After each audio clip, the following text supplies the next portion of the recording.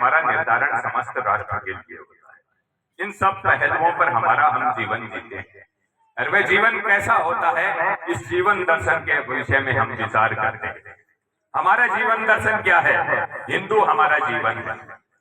हिंदू हमारा, हिंदू तन मन हिंदू जीवन, रग रग हिंदू मेरा परिचय। यदि हमारे जीवन के दृष्टि से, हमारी बात के दृष्टिकोण से, प्रत्येक दृष्टिकोण से हमारा हिंदुत्व झलकता है क्या, हम हिंदू हैं क्या, इस विषय के अंदर आज विवेचना की आवश्यकता है। यह कार्यक्रम का आयोजन किस लिए हो रहा है? राष्ट्रीय स्वयंसेवक संघ एक हिंदू संगठन के रूप में 100 वर्ष से कार्यरत है, उसको 100 वर्ष पूर्ण हो गए।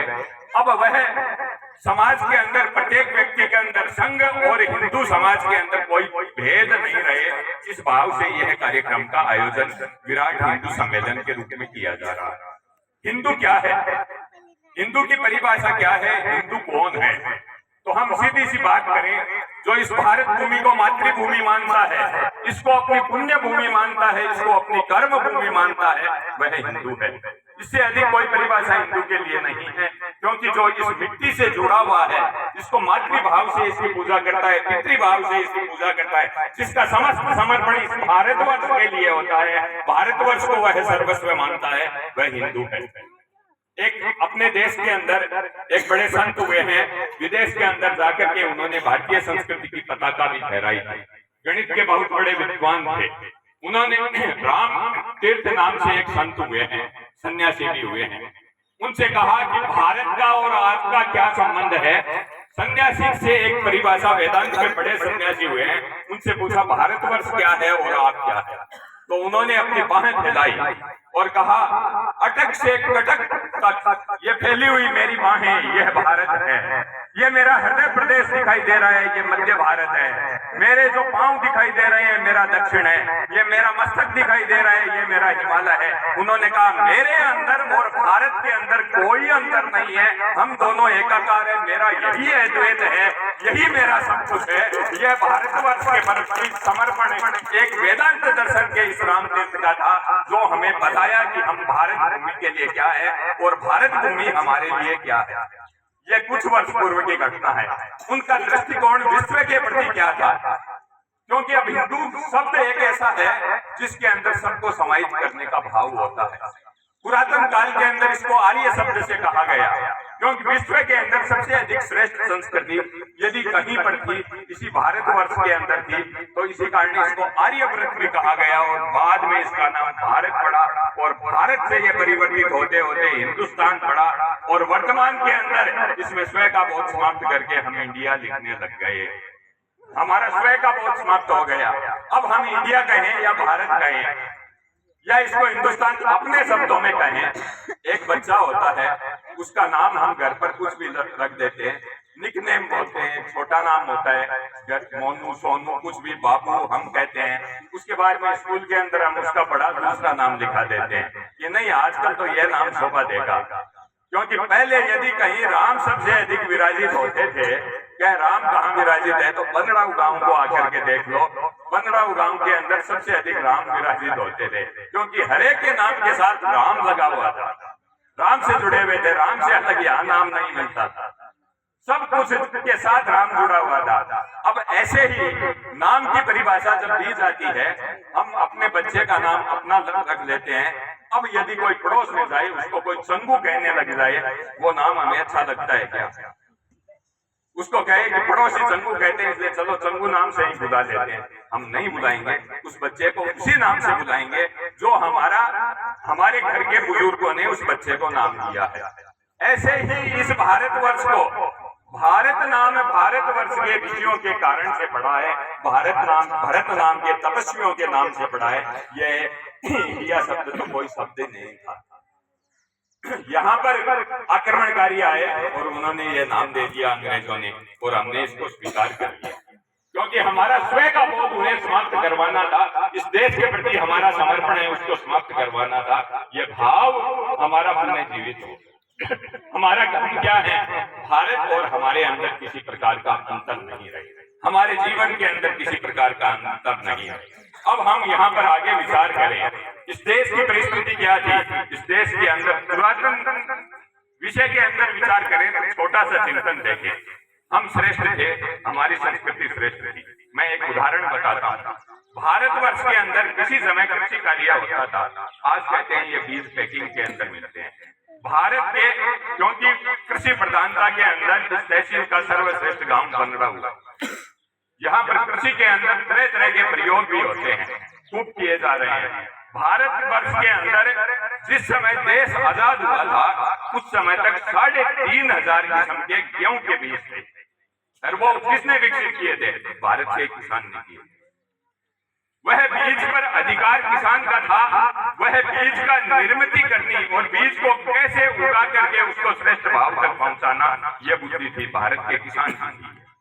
और वह उसको सजीव रूप से किसी भी प्रकार की फसल हो, उसके सैकड़ों प्रकार की किस्में पूरे देश के अंदर थी, और जिस जिस वातावरण के अंदर कौन सी चीज श्रेष्ठ है उस हिसाब से होता था।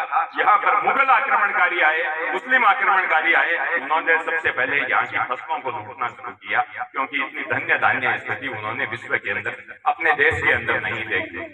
हम इस लूटपाट का शिकार होते गए। अंग्रेज आए, यहाँ पर उन्होंने हमारी वैभव संपन्नता को लूटना शुरू किया, साथ ही साथ हमारे ऊपर संस्कृति का एक बड़ा आक्रमण करना शुरू कर दिया।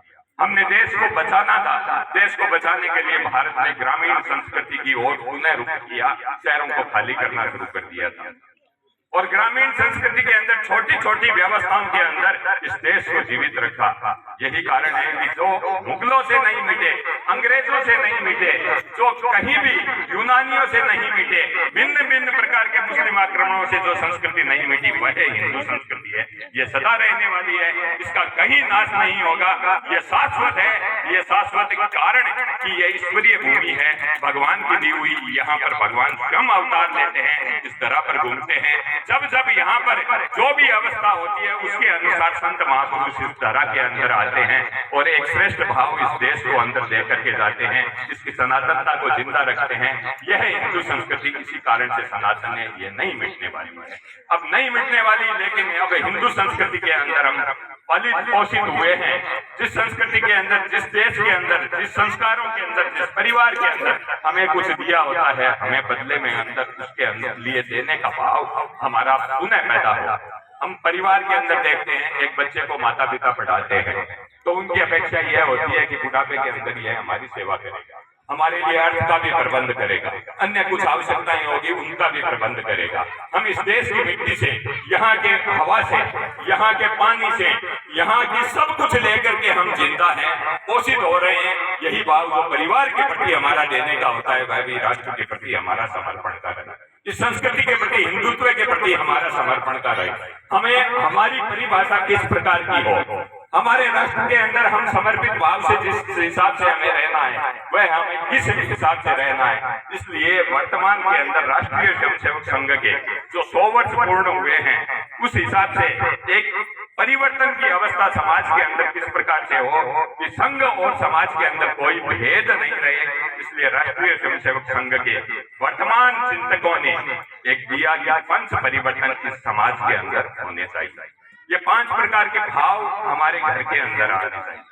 सबसे पहले हम विचार करें, भारत के अंदर सबसे बड़ा आक्रमण है सांस्कृतिक आक्रमण है। सांस्कृतिक आक्रमण यहाँ पर आकर के सबसे बड़ी चीज क्या होती है, यहाँ पर हम देखते हैं, आप यहाँ पर यह दिखाई देता है आपकी समस्त वेशभूषाओं से कि हम भारत के अंदर निवास करते हैं। आपकी वेशभूषा वैसी है, ये धोती कुर्ता दिखाई दिया, मन में प्रसन्नता हुई, मैं नहीं पहन रखी मैंने,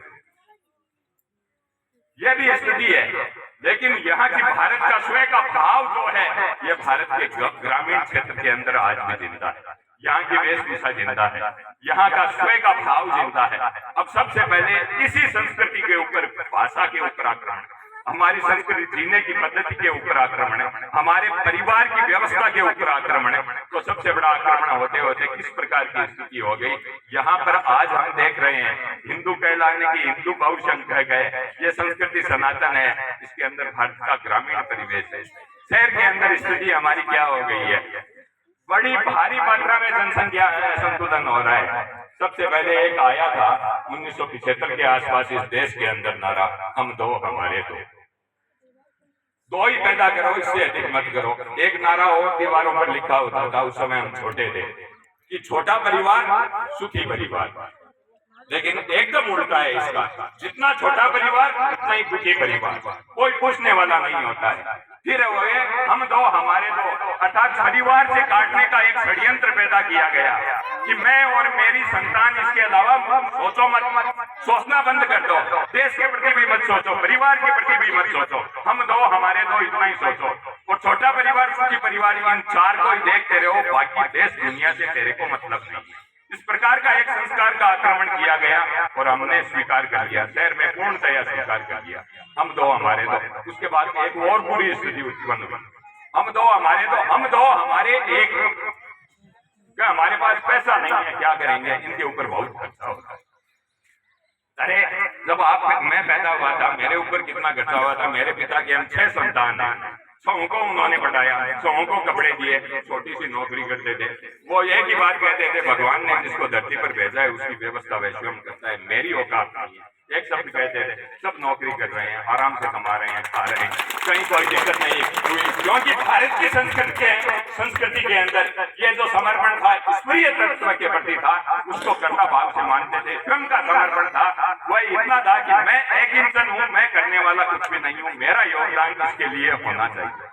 अब उसके बाद में हम दो हमारे एक की संस्कृति आई, एक नया विस्फोट संस्कृति के ऊपर आक्रमण हो रहा है। न्यायालय तक की इसमें भूमिकाएं हो रही है, बड़ी बड़ी संस्थाओं की भूमिकाएं हो रही है, कोर्ट के अंदर फैसले आ रहे हैं। भारतीय संस्कृति ने जिसको कभी भी स्वीकार नहीं किया, जिसको कहते हैं लिव इन टुगेदर, के साथ में रहो, शादी मत करो, बच्चे पैदा मत करो, साथ में रहो, ये इतना भयावह आक्रमण वर्तमान के अंदर मीडिया के द्वारा, मीडिया जो है मोबाइल के द्वारा जिसको कहते हैं, आजकल हर एक के हाथ में है।